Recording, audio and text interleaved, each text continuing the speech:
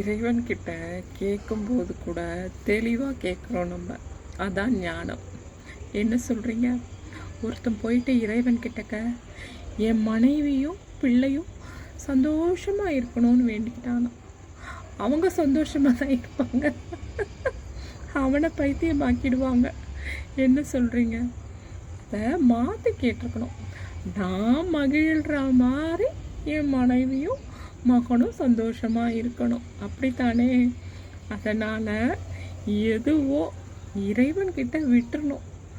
இறைவா எனக்கு நல்லது செய், நான் மகிழ்ச்சியாக இருக்கணும், என்ன சுற்றி இருக்கிறவங்க மகிழ்ச்சியாக இருக்கணும் அப்படின்னு வேண்டிக்கோங்க. அதை விட்டுட்டு வேறு மாதிரி வேண்டினா வேறு மாதிரி தான் ஆகும். அதான் கன்ஃபியூஷன் ஆகிடுவோம். நம்ம இறை சக்தி கிட்ட கேட்க போகிறப்போ இது வேணும் அது வேணும், மனுஷ ஆசைக்கு அளவுண்டா, இது வேணும் அது வேணும் எல்லாம் வேணும் தான் இல்லைங்களா?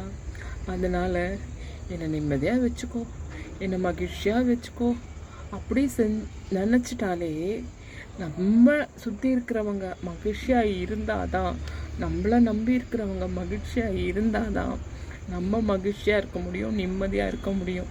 என்ன சொல்கிறீங்க? அதனால் அதுதான் ஞானம். அதனால் புத்தியோடு கேட்டு பழகணும்.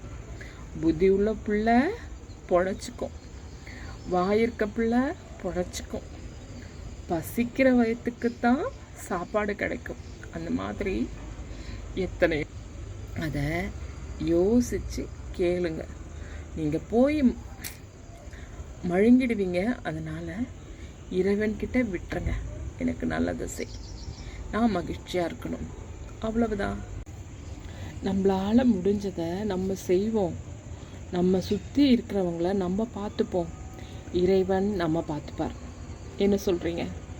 அதானே கரெக்டு? முருக பக்தர் ஒருத்தர் பேசுகிறார் ஒரு பேச்சு இதில், பட்டிமன்றத்தில்.